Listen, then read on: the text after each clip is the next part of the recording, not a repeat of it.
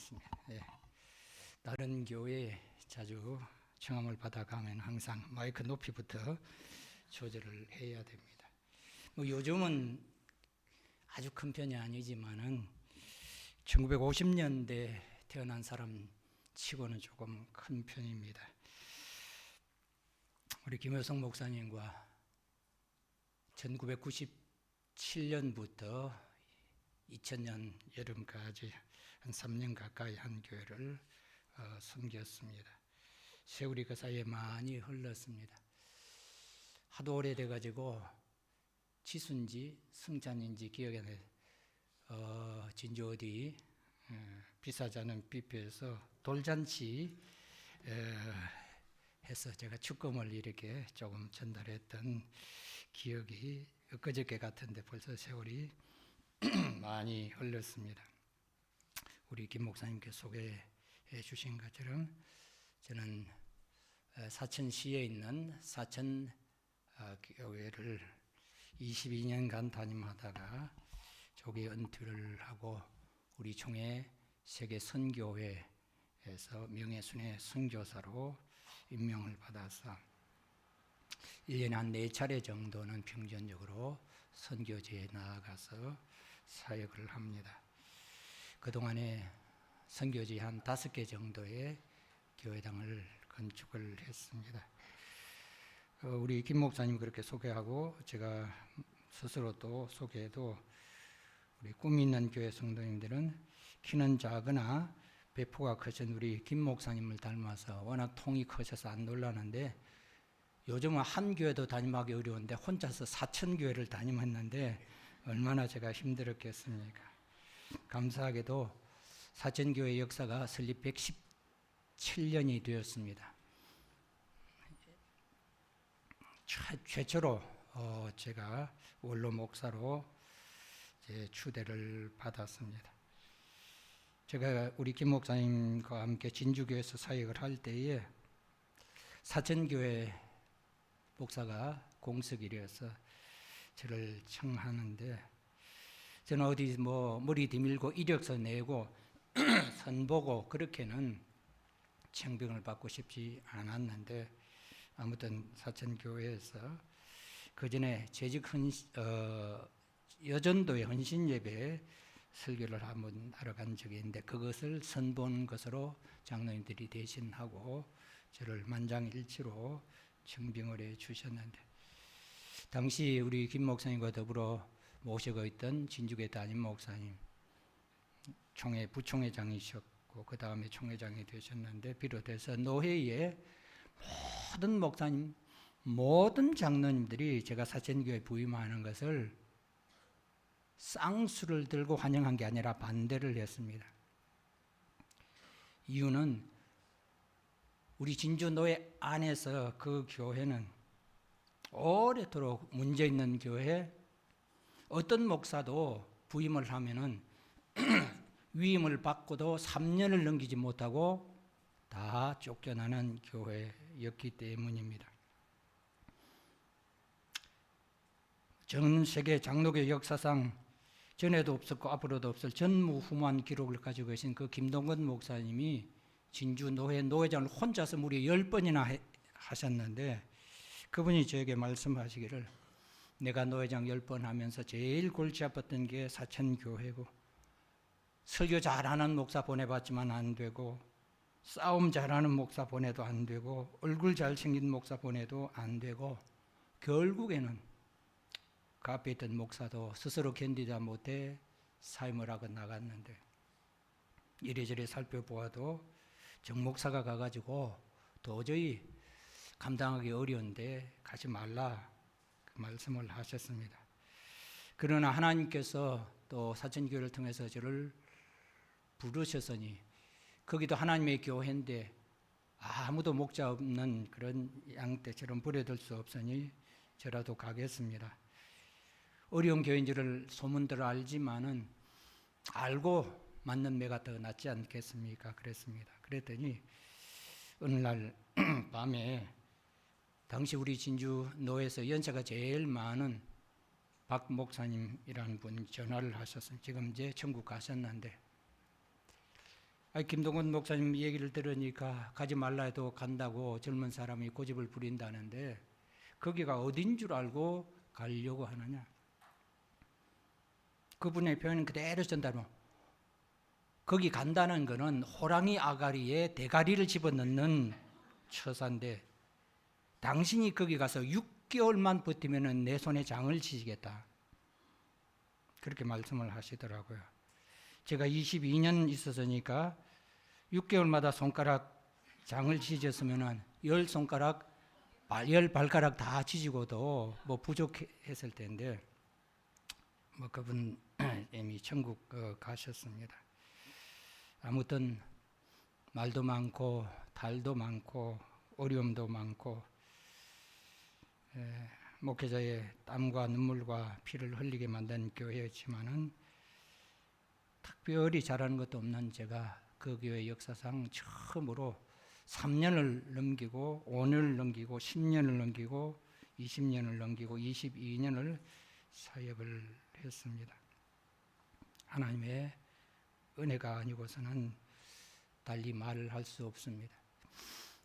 노예 안에 많은 분들이 또 저를 아는 다른 노예 또 총회 분들이 어떻게 그 교회 가서 그렇게 오래 있을 수 있었느냐.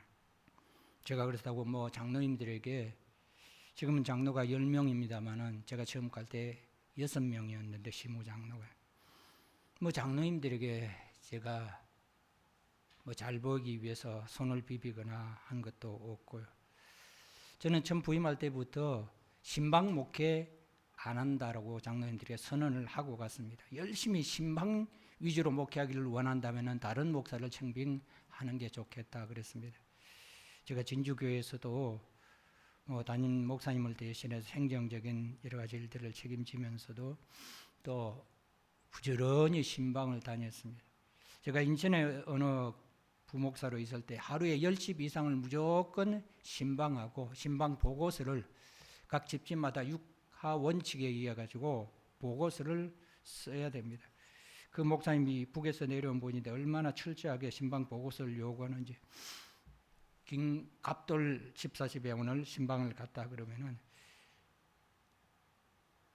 몇 시 몇 분부터 몇 분까지 그 집에 머물렀는지 그 집사님이 지난 주일날 교회에 빠졌는데 왜 빠졌는지 뭐 계단을 내려오다가 뭐 넘어져서 다리를 잤던데 심지어는 몇 번째 계단에서 넘어져서 다리에 골절이 몇 센치가 됐는지 뭐 그런 것까지 세부적으로 써서 내야 될 신방 마치고 10집 마치면은 그래도 인천도 복잡한 동네이기 때문에 신방 마치고 오면 저녁이 늦습니다. 그러면은 그거 신방 보고서 수기로 작성을 하는데 1시간 넘게 걸려요. 작성해가지고 목사님 사택으로 또 갖다 드려야 돼요. 그리고 기다려가지고 그것도 궁금한 점 있거든 물으시기 때문에 문가에 기다렸다가 다 대답을 해드리고 밤늦게 집으로 돌아오는 그런 일들을 하면서 제가 느꼈던 것이 한국교회 신방이 참 귀한 사역이긴 하지만 어떤 의미에서는 신학대학 4년, 신학대학원 3년 또 뭐 저 같은 경우에는 그 이후에도 또 박사과정까지 공부를 했는데 이거는 신방은 우리 교회법의 원리에도 보면은 부목사나 여전도사가 같이 인일조를 이루어서 갈 일은 아니고 장로님이나 집사님이나 구역장이나 구역권찰이 해도 충분히 감당할 수 있는 일을 너무 비효율적으로 감당을 한다고 절감을 했기 때문에 신방 목회는 하지 않겠다. 물론 경조사 있을 때 어려움이 있을 때 신방하는 것은 당연히 하지만은 그렇지 않은데 지난 주일날 교회 빠졌다고 무조건 찾아가서 혹시라도 그 교인이 다른 교회로 갈까봐 겁나서 그런 목회는 안 하겠다고 선언을 하고 갔습니다. 뭐 그렇다고 해서 여러분 보시다시피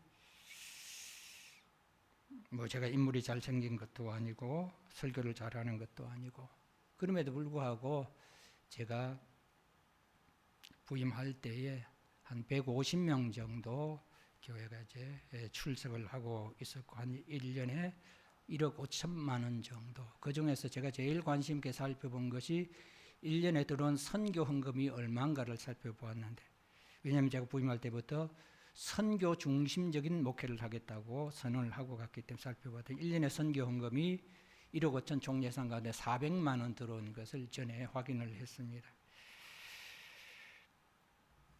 제가 목회하는 동안에 우리 사천 지역이 외부에 알려진 것과는 달리 크게 도시가 성장하지는 못했습니다. 제가 2000년에 여름에 부임할 때 사천시 인구가 13만 명이었는데 그 위에 11만 명까지 하락했다가 요즘 한 11만 8천, 12만 가까이 다시 회복이 되고 있습니다만은 새로운 인구 유입도 없는 그런 도시임에도 불구하고 제가 목회하는 동안에 하나님이 긍휼히 여기시고 은혜를 베푸셔서 교회가 크게 성장을 해서 제가 처음 부임해서 여러 가지 비전을 선포했는데 그 가운데 하나가 현재 150명이지만 200명 넘으면 교회 분립 준비위원회를 구성하고 출석 교인이 300명을 작년부터 돌파하면 교회를 둘로 나누어서 우리 교회는 200명만 남고 100명을 내보내서 새로운 교회를 분립 개척을 하겠다고 선언을 했습니다. 혹시 반대하는 분이 있거든 지금 이 자리에서 말씀하라 그러니까 아무도 반대를 안 하더라고요. 제 말이 다 옳다고 여기서 반대 안 한 줄 알았는데 알고 보니까 하도 경상도 말로 택도 없는 소리를 하니까 우리가 다른 목사들 왔다 갔다 하는 동안에도 나름대로 90몇 년 동안 나름대로 열심히 전도했는데도 겨우 150명 이거 모은 것도 자기들은 대단하다 생각하는데 어느 세월에 200명 넘기고 300명 넘겨서 교회를 분립할 것인가. 어차피 되지도 않은 일 목사 기 꺾지 말자고 장로님들이 또 교인들이 반대를 안 했다는 거예요. 교회 설립 100주년 되기 전에 선교사를 우리가 단독으로 파송하겠다 그랬는데 그것도 아무도 반대를 안 하더라고요. 알고 봤더니 1년에 선교금 400만 원 나오는 교회에서 선교사 한 가정을 우리 교회가 단독으로 파송하려면 1년에 최소 2천만 원 이상 지금은 여러 명의 선교사를 파송하고 한 사람당 사역비를 포함해서 한 30만 원 정도씩 한 선교사 가정에 지원을 합니다만 그러니 그것도 어차피 되지도 않을 일이니까 반대할 필요 없다 해서 반대를 안 했다고 나중에 그러더라고요. 그런 하나님이 그런 일들을 다 이제 이루어 주셨고 교회도 성공적으로 분립 개척을 했습니다. 출석 교인이 300명 넘었을 때에 하지는 못하고 왜냐하면 장로님 한 분이 내 눈에 흙이 들어가기 전에는 절대로 교회를 못 쪼갠다. 교회 분립 개척을 쪼갠다고 말씀하시면서 안 된다. 결사 반대해가지고 그분이 은퇴할 때까지 기다려가지고 이제 분립 개척을 했습니다. 한 분립 개척하는데 한 3억 원 정도의 이제 보증금, 인테리어 비용 등하고 분립 개척한 이후에도 그 나간 젊은 성도들이 상당히 많은 헌금을 하는 사람들이지만은 교회에서 한 달에 200만 원씩 5년간 이제 그 교회에 지원을 해주는 형식으로 일이 이루어졌습니다. 모든 것이 하나님의 은혜였습니다. 이제 본론으로 들어가서 오늘 제 재직 세미나 시작을 하겠습니다. 저도 신학교에서 한 25년, 26년 동안 가르쳤습니다. 정확하게는 강사인데 그냥 다 우리나라는 강사 보고도 그냥 교수라 그래가지고 학생들이 리포트를 내거나 할 때 교수님 그러면 교수라 부르지 말라 나는 강사니까 그렇게 얘기를 했습니다. 아무튼 제가 신학교에서 가르치는 방식으로 하면 여러분이 좀 더 지루하고 딱딱할 수 있기 때문에 아주 좀 더 쉽게 그렇게 진행을 하도록 하겠습니다. 재직이란 무엇인가? 광고부터 넘어가네.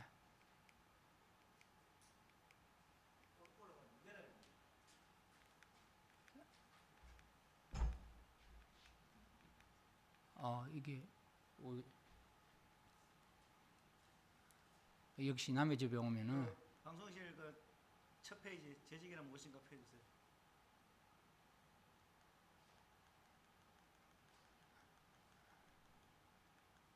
제가 노트북 갖고 직접 연결하려고 하니까 방송실에서 하는 게 편하다고 말씀을 하셨어요.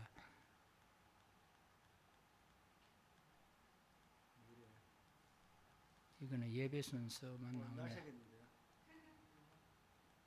뭐 걱정 안 하셔도 됩니다. 그래도 시간이 되거든.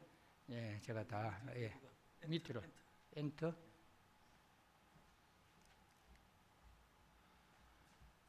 예, 재직 세미나지만은 재직이 무엇인가부터 먼저 말씀드리겠습니다. 지금 말씀드리는 것은 대한예수 장로회 우리 교단 법에 나와 있는 재직의 의미입니다.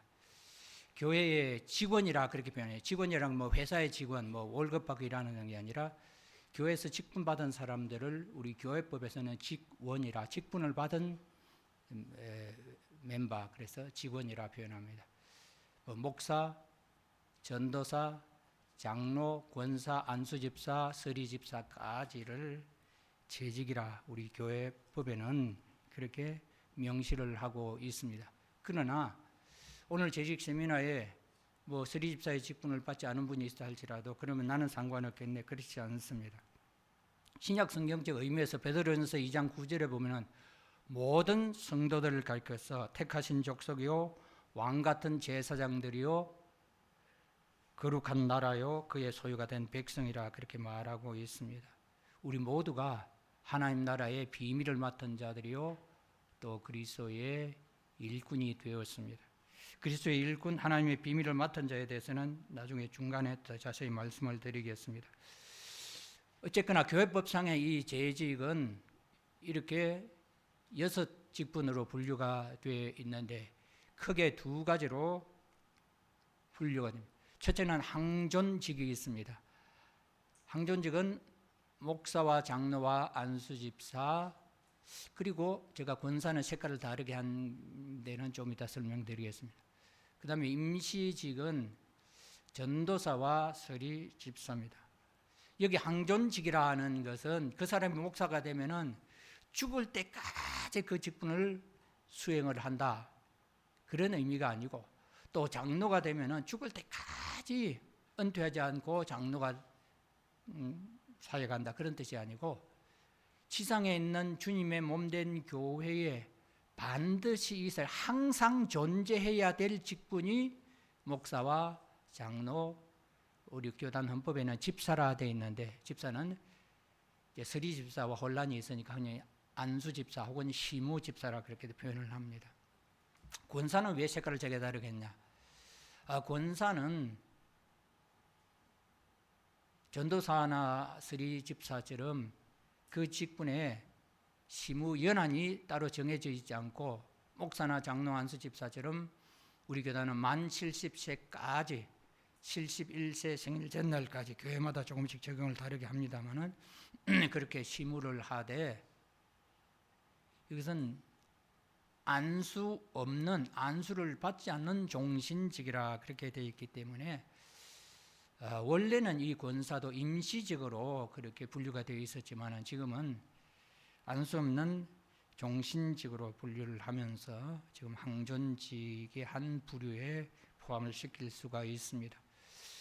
여러분, 서리집사는 해마다 당회에서 심사해서 당회장 목사가 1년 단위로 임명을 하는 겁니다. 그래서 그 연말이 되면은 새로 내년에 서리집사를 재임명받을 수도 있고 재임명받지 않을 수도 있습니다. 교회마다 조금 다른데 어떤 교회는 한 번 서리집사를 임명받으면 자동 문처럼 계속해서 서리집사를 임명하는데 뭐 그게 꼭 바람직한 것은 아닙니다. 제가 모든 그 규범을 이제 확립을 한 사천교회 같은 경우에는 서리집사도 본인이 연말에 교회 봉사 자원서를 낼 때 내년에 내가 서리집사로 임명을 받고 싶다라고 자원서를 내야 됩니다. 본인이 서리집사를 자원하는 마음도 없는데 그냥 뭐 감투도 아니고 이걸 임명하는 것은 바람직하지 않다 해서 그렇게 규정을 만들었습니다. 물론 본인이 자원해도 그분이 지난 한 해 동안 주일 예배에 얼마나 참석을 했는가, 얼마나 봉사했는가 또 교인으로서 의무 다음 강의에 나오겠습니다만 의무 또 헌금을 11조를 최소한으로 얼마나 했는가 액수를 말하는 것이 아니라 그래도 헌금하는 자세 등을 살펴서 서리집사로 임명을 합니다. 여기에는 오늘 강의는 없습니다만은 이런 교회다 다 재직회가 있습니다. 그죠? 서리집사까지 직분 맡은 자들이 다 뭐 교회마다 다릅니다만 한 달에 한 번, 두 달에 한 번, 어떤 교회는 석 달에 한 번씩 그동안에 헌금의 수입과 지출 내역을 또 교회 주요한 일들을 이렇게 보고하고 또 결의하고 승인하는 그런 게 있는데 저희 사천교회 같은 경우에도 우리나라의 교회 99.9%가 우리 교단만 해도 11,800여 개의 교회가 있는데 제가 알기로는 뭐 거의 11,799교회는 모든 서리집사를 다 재직회원으로 포함을 시킵니다. 근데 저희는 사천교회는 그렇게 하지를 않습니다. 서리집사도 자원서를 내야 되고 심사를 하지만은 재직회원도 자원서를 내야만 됩니다. 사천교회는 재직회를 석 달에 한 번씩 합니다. 석 달에 한 번씩 하고 대신에 뭐 요즘은 제 후임자가 그렇게 하는데 매월 헌금의 수입 지출을 교회 게시판에 붙여 놓습니다. 동네 가던 지나가던 동네 사람들 와서 아 여기 목사에게 얼마를 주는구나 그게 다 알 수 있도록 뭐 세무서에서 나오든 누가 나오든 다 알 수 있도록 또 교인들이 다 볼 수 있도록 그렇게 하고 있기 때문에 석 달에 한 번씩 합니다만은 재직으로 임명받으려면은 특별한 일이 없는 날 1년에 4차례 재직회 가운데 3번 이상은 즉 한 번까지는 결석을 봐주지만 2번 이상 결석을 못하게 하고 또 자기는 11조 제대로 하지 않으면서 다른 사람이 11조 한 재정 문제에 대해서 가타부타 말하는 것이 원리상 옳지 않기 때문에 뭐 그런 것을 또 살피고 해서 임명을 합니다.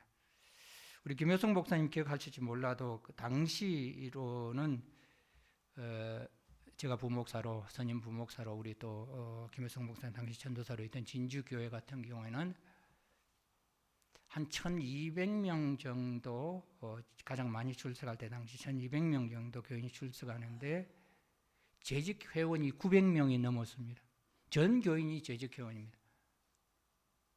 목사, 장로, 안수집사, 권사만 해도 100 몇십 명이 됐어요. 그런데 재직회를 하면은 몇 명쯤 모일까요? 평균적으로 50명 모입니다. 900명 재직회원 가운데 50명이 모여가지고 1년에 뭐 한 10몇 억의 예산을 다 이렇게 다룹니다. 요즘은 교회 문제가 사회법정에도 나가는데 그렇게 된 사회법정에 나가면은 그 결의는 원인 무효가 됩니다. 900명의 회원 가운데 50명이 모여 무엇을 결의했다, 지출을 결의했다, 그래가지고 뭐 땅을 샀다, 차를 구입했다, 누가 법적으로 하자가 있다고 사회 소송을 제기하면 100% 무효가 될 수밖에 없는 그런 상황입니다. 그래서 어차피 재직회 하든 말든 관심도 없고 참석도 안 할 사람들 굳이 재직회원으로 임명할 필요가 없어서 사천교회는 전체 뭐 직분자들 예를 들어서 뭐 서리집사도 가급적 많이 임명을 안 합니다만 원래 서리집사는 안수집사, 시무집사의 숫자가 적어서 그 일을 감당하기에 너무 벅찰 때 시무집사, 안수집사를 돕기 위해서 세우는 것이 서리란 말은 우리 임시라는 말입니다. 그래서 국무총리가 공석일 때 아직까지 국회의 동의를 받지 않을 때 누가 대통령이 지명하면은 국무총리 설이라 그렇게 법적으로 표현하는데 임시적으로 그 일을 수행한다는 뜻이죠.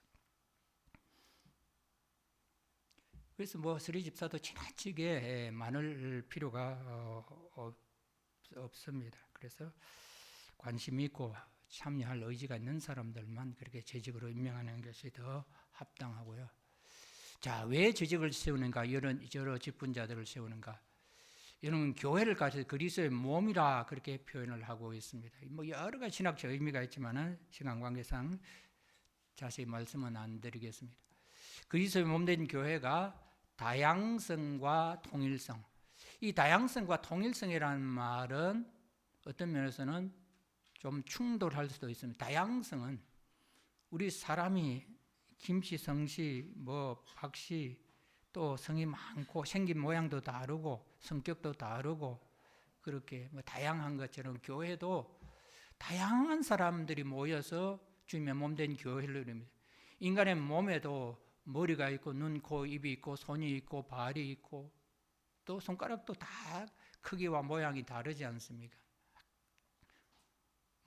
귓구녕이 가려워서 귓구녕을 후빌 때 손은 손가락이 다르고 물건을 집을 때 쓰는 게 다르고 옛날에 효자들이 부모님을 위해서 손가락 깨물어서 피를 입에 넣어드릴 때 또 깨무는 손가락이 다르고 그렇습니다. 그런 다양성이 있습니다. 그 중에서도 즉각 자기 마음대로 움직이는 것이 아니라 통일성을 이루어서 서로 조화를 이루어야 됩니다. 그 조화를 이루어야만 그리스도의 몸된 교회가 교회의 머리가 되시는 주님께로부터 부여받은 사명을 더욱 효과적으로 감당을 할 수 있기 때문에 그렇습니다. 오른발은 앞으로 가자 하고 왼쪽 발은 뒤로 가자 하면은 이건 가지도 못하고 그 자리에서 쓰러지거나 결국은 다리가 찢어질 수밖에 없는 겁니다.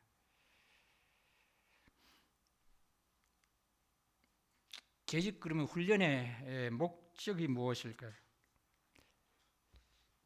각자가 맡은 그 직분에 따르는 직무가 있습니다. 집사에게 주어지는 직무가 있고 장로에게 주어지는 직무가 있습니다.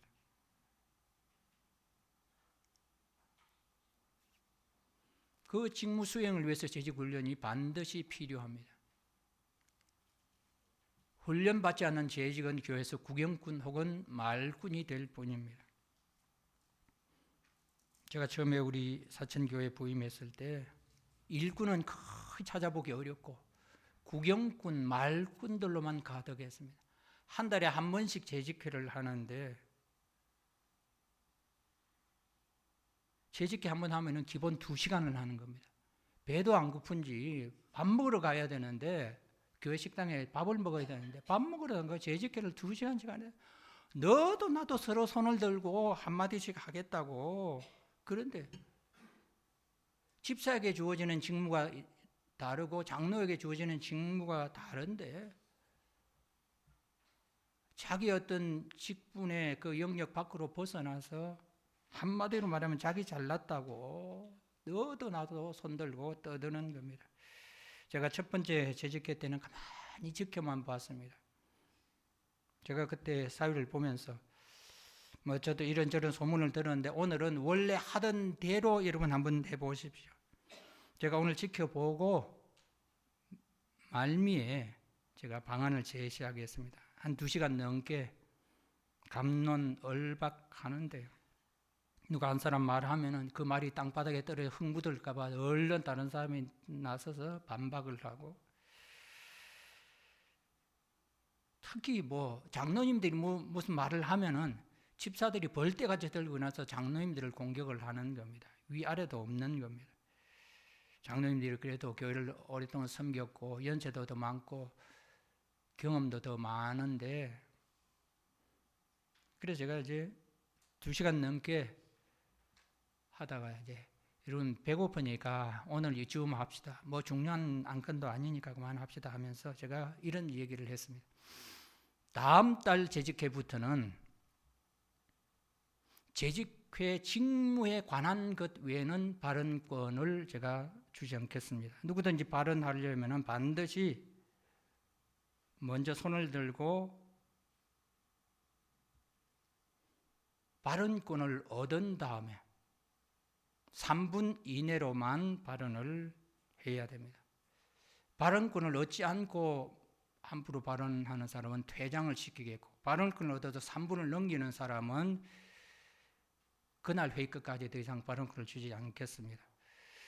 재직회 직무와 관련되는 것은 우리 교단 헌법에 교회법에 헌금의 수입 지출에 관한 것을 다루고 결의하게 되어 있습니다. 그러니까 교회의 정책에 관한 것, 교회 부동산에 관한 것, 이것은 재직교회 직무가 아닌데 교회를 다른 데로 옮겨야 된다, 말아야 된다. 그런 데 관한 발언은 허용하지 않겠습니다. 재직회 직무에 관한 것만 발언권을 주되 거기도 조건이 있습니다. 앞에서 먼저 이제 재정부에서 나와서 지난달 수입 또 지출 보고를 구두상으로 하고 유인물로 다 나눠주고 앞에도 이제 화면에도 프로젝터에도 띄우는데 다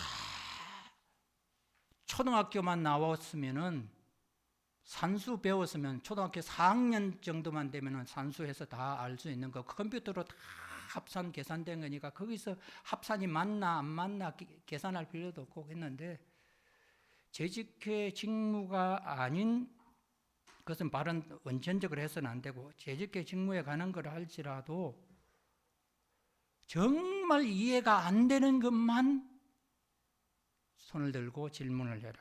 그런데 다른 사람들은 다 이해를 했는데 혼자 이해를 못 해가지고 아까 어디 그 항목이 이해가 안 되는데 손 들고 발언권을 얻으면은 스스로 나는 바보요 하고 자처하는 거다.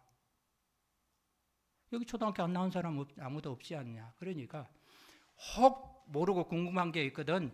오른쪽 사람한테 물어보고 그 사람이 이미 이해를 해서 가르쳐 주거든. 아, 거기서 이해를 하고 손 들고 발언하지 말아라. 오른쪽 사람이 모르거든 왼쪽 사람한테 물어보고 왼쪽 사람도 모르거든 앞 사람한테 물어보고 앞 사람도 모르거든 뒤 사람한테 전후 좌우 네 사람 본인까지 5명이 다 모르고 궁금하다 하거든. 그때서 대표로 손 들어라. 한 달 후에 재직회 하는데 또 습관처럼 손 들더라고요. 재직교회 직무에 관한 발언입니까? 손을 내리더라고요. 그냥. 그 다음에 또 누가 손 들어요. 재직회 직무에 관한. 예, 그렇다는 거예요. 앞 사람, 옆 사람 뭐 다 물어봐서 안 물어봤대요. 손 내리더라고요. 그렇게 하니까 딱 그달부터는 2시간 넘던 재직회가 30분이 안 돼서 끝나는 거예요. 그리고 이제 2달에 한 번 하다가 지금은 석 달에 한 번밖에, 당회도 석 달에 한 번 하고 재직회도 석 달에 한 번밖에 하질 않습니다. 그때 비해 가지고 그 당시 1억 5천이지만은 지금은 뭐 그보다 훨씬 많은 1년 예산입니다만은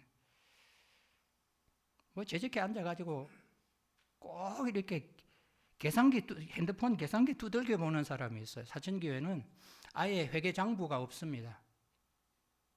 다 전산으로, 그것도 외부로 처리가 돼. 자동으로 계산대 나오니까 자기가 계산기 두들겨다 틀리게 나오지. 컴퓨터에서 자동으로 계산대 나오고. 여러분 뭐 지금 이제 작년 1년 동안 헌금한 거 세금 연말정산 공제받기 위해서 사천교회는 그냥 자기 이름만 신청서 내면은 컴퓨터가 자동적으로 계산해서 내줍니다. 이거 어떤 교회처럼 그냥 그 사람 헌금 얼마 했는지 1년치 헌금 장부를 다 뒤져가지고 할 필요도 없고 심지어 절대로 교회는 그렇게 해서는 안 되는데 저 인근에 있는 어느 교회는요. 연말 정산할 때가 되면은 장로님들이 내가 작년 1년에 500만 원 헌금했으니까 기부금 확인서 500만 원 띄워달라. 그런데 목사가 아무리 장부를 확인해 봐도 헌금한 게 그 장로님 이름으로 헌금한 게 10원도 없어요.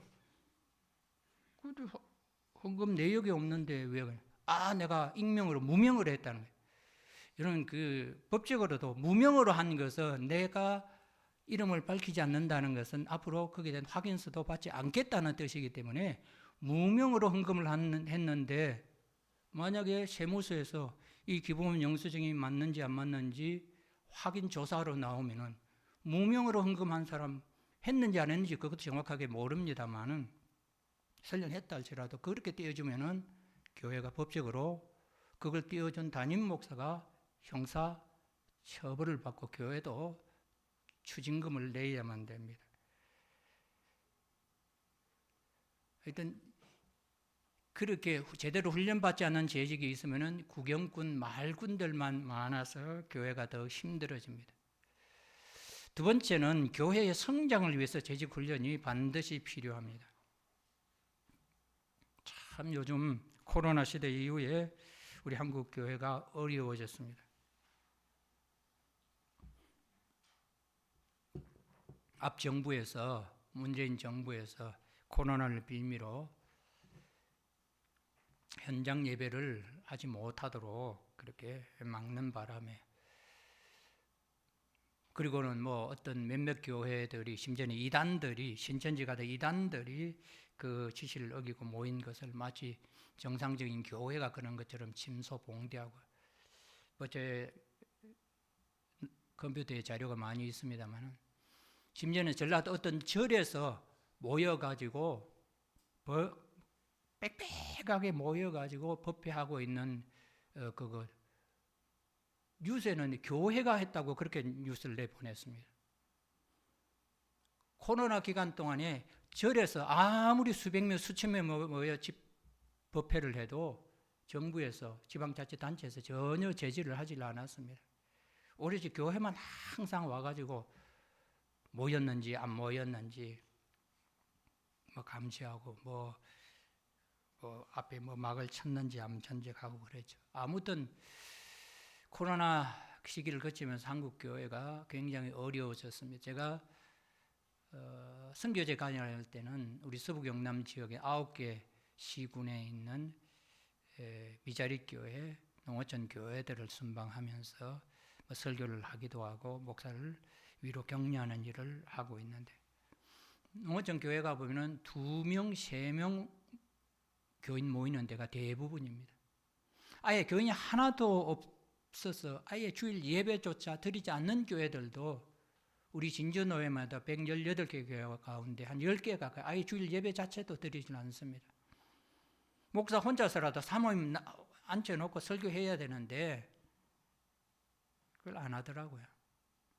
그래서 제가 이번 주일날 목사님 교회에 내가 방문 예정입니다. 가면은 뭐 적지만은 제가 오히려 헌금을 하고 일절 그 교회 식사 대접을 하고, 오히려 내가 남을 섬기기 위해서 주일날 이렇게 식당 가는 것은 성경적으로 어긋나지 않게 오히려 목사님 4분 모시고 가서 식사를 사드리고 오는데, 제가 간다고 하면은 막 기어코 오지 말라는 거예요.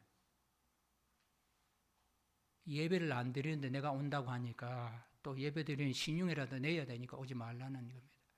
그 정도로 지금 교회가 어려워져 있습니다만, 소위 말하는 대형 교회들로만 자꾸만 사람들이 몰려가고 있죠.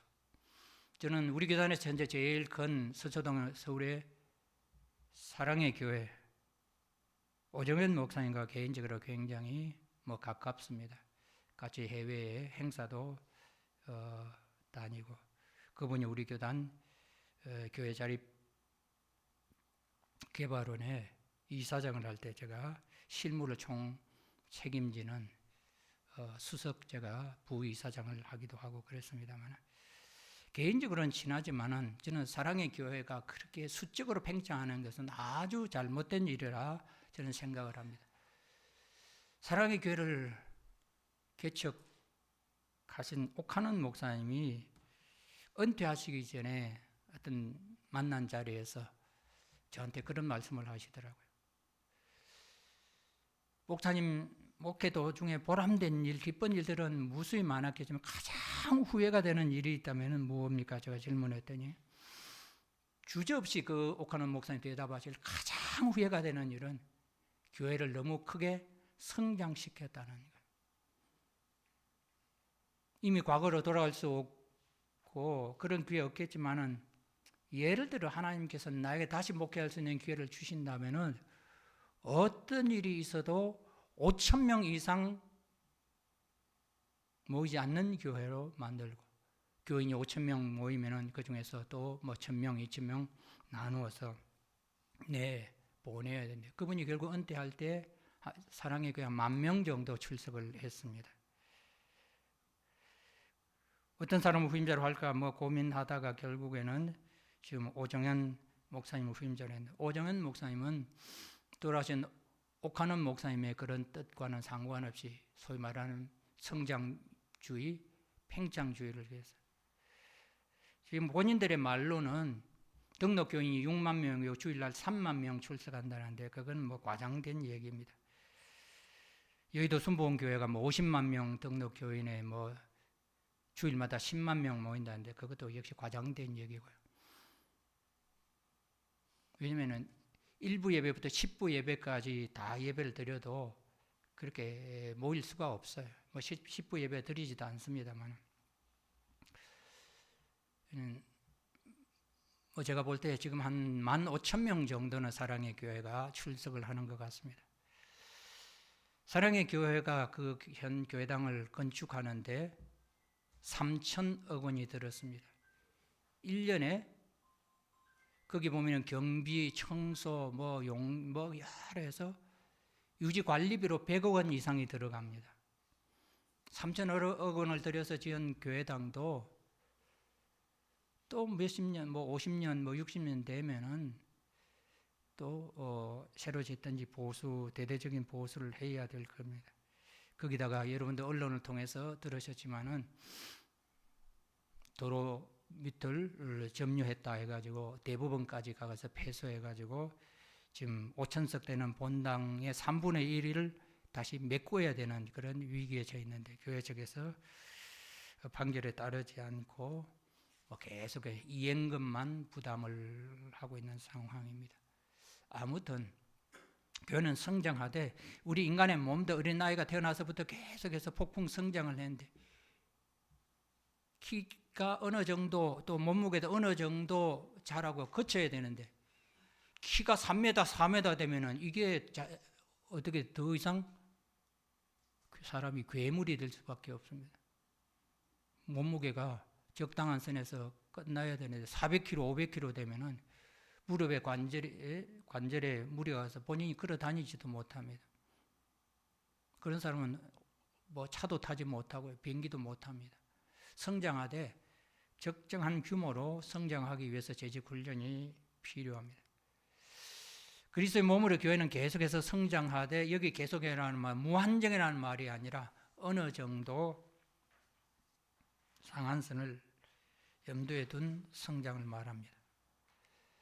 그리고 좋은 일꾼 양성을 위해서 재직 훈련이 필요합니다.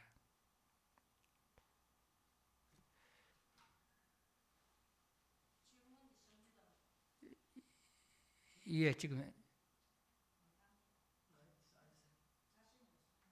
예, 예. 디모데후서 2장 3절 4절 우리 같이 한번 읽겠습니다. 시작. 너는 그리스도 예수의 좋은 병사로 나와 함께 고난을 받으라. 아까 강의 시작하기 전에 함께 읽으신 본문이죠. 이런 아무리 뭐 체격 조건이 좋고 운동신경이 좋고 국가대표 뭐 운동선수였다 할지라도 군대에 가면은 훈련소에서 훈련을 받아야 됩니다. 훈련을 받지 않고서는 병력의 의무를 감당할 수가 없습니다. 올림픽에서 금메달을 따서 군 면제를 받은 사람도 기본적으로 가서 군사훈련을 받고 또 그 다음에 사회 봉사활동을 하는 조건으로 군 면제가 이제 끝나게 되는 겁니다. 네 번째로 목회자와 협력하기 위해서 재직 훈련이 필요합니다. 아무래도 교회를 앞장서서 섬기고 이끌어가는 것은 목회자입니다. 그 목회자와 손발이 안 맞으면은 교회는 힘들어집니다. 그러기 위해서 재직 훈련이 필요합니다. 빌립보서 2장 25절 같이 읽겠습니다. 그러나 에바브로디도를 너에게 보내는 것이 필요한 줄로 생각하노니 그는 나의 형제와 함께 수고하고 함께 군사된 자요 너희의 사자로 내가 쓸 것을 돕는 자. 함께 수고하고 함께 군사된 자라. 사도 바울이 그렇게 말씀하고 있습니다. 짐을 나누어지는 것을 의미합니다. 재직의 자세, 첫째는 청지기로서의 자세. 재직의 자세는 청지기로서의 자세, 여러분 받으신 교환에 뭐 주인으로서의 자세, 봉사의 자세 있는데 오늘은 청지기로서의 자세까지만 하겠습니다. 청지기라는 말은 우리 성경에는 좀 여러 다른 다양한 번역이 있는데 베드로전서 4장 10절에 보면은 집사라 이렇게 표현을 하고 있습니다. 베드로전서 4장 10절. 이게 헬라 원문 성경에 오이코노모스라는 말이 사용되고 있습니다. 그리고 고린도전서 4장 1절에 보면은 휘페레테스, 너희가 그리스도의 일꾼이요 하나님의 비밀을 맡은 자라 하더니 휘페레테스라 표현합니다. 이게 베드로전서 4장 10절에는 집사, 고린도전서 4장 1절에는 이게 자, 이 휘페레테스라는 말은 여러분 집사라는 말은 종은 아니지만은 옛날에 집사라는 말은 그 집에서 우리 말로는 옛날에 마름이라 표현을 했습니다. 그 집에 있는 종들이나 이런 걸 다 관리하는 그걸 이제 마름, 그걸 이제 집사라 표현을 합니다. 휘페레테스라는 말은 그리스도 일꾼이라고 고린도전서 4장 1절에 표현되어 있지만 이 원래 의미는 벳사공 말입니다. 노예선의 맨 밑바닥에서 쇠사슬에 묶여가지고 죽을 때까지 북소리에 맞춰서 노를 젓는 사람. 가장 좋은 예가 이런 기독교 고전 영화이기 때문에 벤허라는 영화를 대부분 보죠. 벤허에 보면은 주인공 이름이 뭡니까? 주인공 이름이 벤허입니다. 허시 집안의 아들, 그게 벤허라는 영화의 제목이고 그 주인공 이름입니다. 억울하게 누명을 쓰고 이제 노예가 돼가지고 그 로마 그 군대의 군선의 밑바닥에서 쇠사슬에 차고 배를 졌죠. 또 그 감동하는 사람이 동작이 느리면은 막 채찍을 내리치고 그렇게 합니다. 그러다가 결국에는 그 주인공 벤허가 그 사령관의 군 사령관의 목숨을 구해주게 되고 그 양자가 되어가지고 또 상황이 역전되는 그런 장면이 영화에 나오죠. 바로 그때 그 노예선의 맨 밑바닥에서 쇠사슬에 묶여 죽을 때까지 있는 힘을 다해서 배를 젓는 사람, 그게 휘페레테스입니다. 그 박자를 맞춰서 배를 지어야지 이쪽하고 저쪽하고 서로 템포가 안 맞으면 배가 제자리에 빙빙 돌거나 문제가 됩니다. 자, 청지기로서의 자세는 첫째, 하나님께서 교회의 주인이시다. 물론 더 나아가 내 인생의 주인이시다. 그래서 우리가 항상 기억하는 데 있습니다. 고린도전서 1장 2절에 보면 고린도에 있는 하나님의 교회, 하나님이 주인이신 교회, 하나님의 소유된 교회, 그런 말씀이 고린도전서 1장 2절에 소개가 되고 있습니다. 그 다음에 두 번째로 청지기는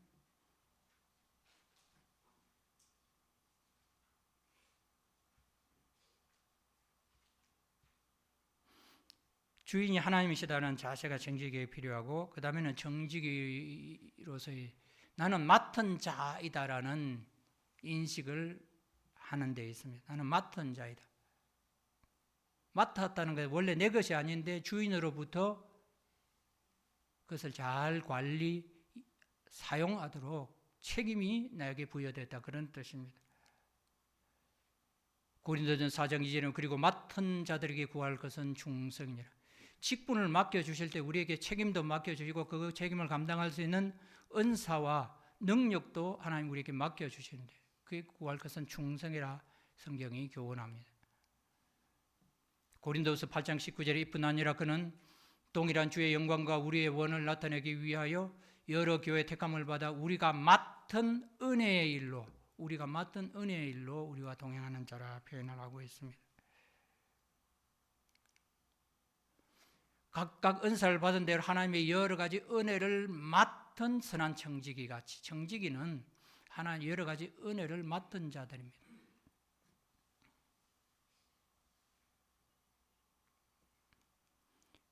그렇기 때문에 제가 좋아하는 좀 올드한 오래된 복음성가입니다. 주님 것을 내 것이라 고백하며 살아왔네. 주님 것을 내 것이라고, 내 인생을 내 것이라고, 나의 재물을 내 것이라고, 자식을 내 것이라고, 이런 그거는 고집하며 사는 것은 온전한 믿음의 자세가 아닙니다. 저도 2번의 암 수술을 했습니다. 2012년에 암 수술을 한 번 했고, 그건 뭐 그렇게 큰 어려운 암은 아니었기 때문에 쉽게 넘어갔고요. 2021년 10월에 우리 인간의 몸에 생길 수 있는 암 가운데 가장 치명적인 암이 와서 제가 뭐 머리카락을 쟀지만 여기서 여기까지 두개골을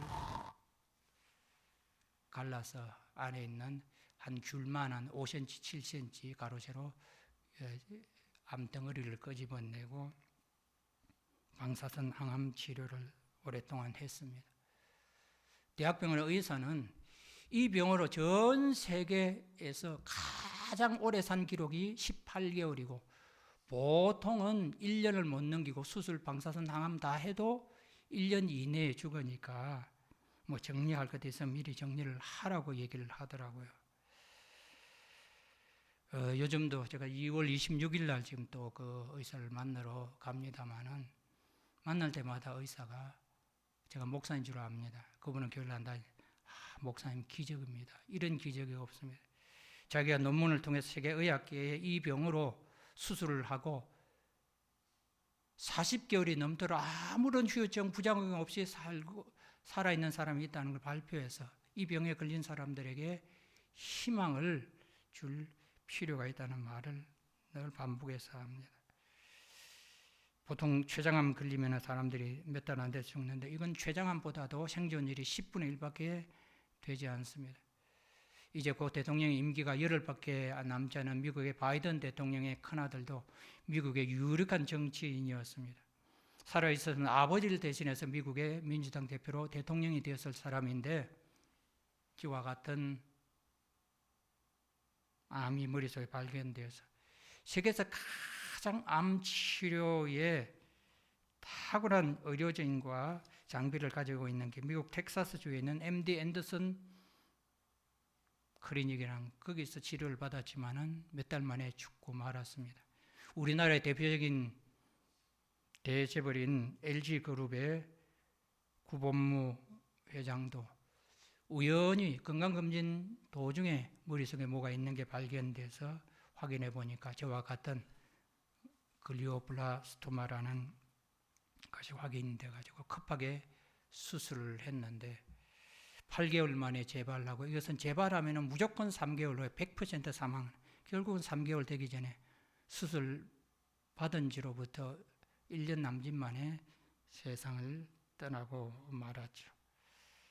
뭐 LG의 창업주 구인혜 씨를 비롯해 다 진주 여기 지수 원래 출신이니까 여기서 가깝죠.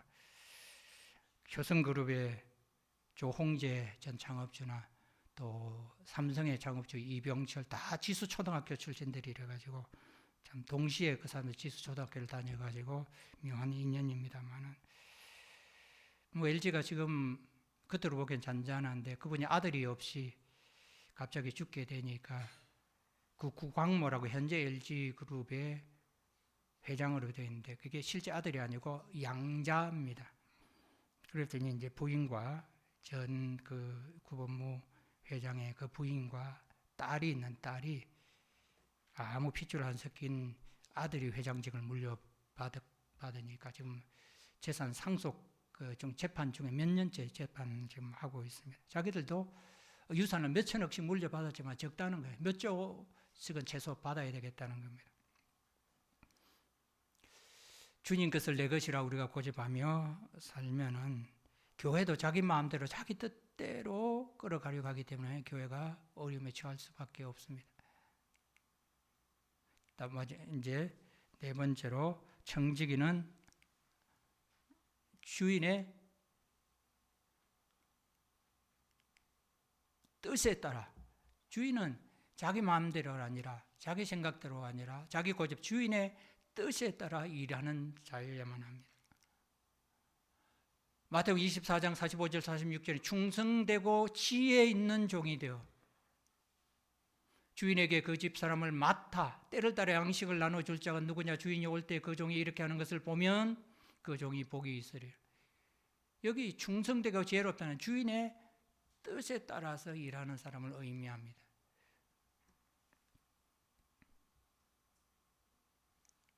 청지기는 하나님의 비밀을 맡은 자입니다. 고린도전서 4장 1절에 보면은 사람이 마땅히 우리를 그리스도의 일꾼이라는 말은 아까 휘페레트에서 노예에서 손에서 배를 짓는 자라는 말을 설명을 드리고 하나님의 비밀을 맡은 자라. 여기 하나님의 비밀은 뭐 신비주의적인 어떤 이단에 말한 것이 아니라 골로새서 1장 24절 29절에 보면은 하나님이 우리에게 맡긴 비밀이 무엇인지 명확하게 소개되는데 바로 이 비밀은 너희 안에 계신 그리스도니라고 말합니다. 예수 그리스도와 그 복음을 우리에게 맡겨 주셨기 때문에 우리는 맡은 자로서 충성을 해야 됩니다.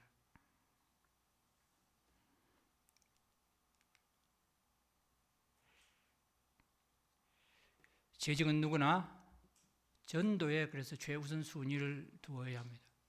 뭐 교회에서 뭐 전도회 회장으로서 혹은 뭐 다른 직분도 우리가 열심히 해야 되지만은 예배 봉사 하나님의 비밀을 맡은 자 그리스도는 곧 복음입니다. 복음 전파를 위해서 사도들을 세우셨고 제자들을 또한 세우셨습니다. 나를 믿는 자는 나보다 더 큰 일도 하게 될 것이다. 주님이 육신을 입고 이 땅에 오셔서 말씀합니다. 그때 예수님께 죽은 자도 살아나게 만드셨고 오병이어의 이적도 행하셨는데 우리가 어떻게 무슨 능력으로 주님보다 더 큰 일을 하겠습니까? 그때 말하는 더 큰 일은 복음 전하는 일 말합니다.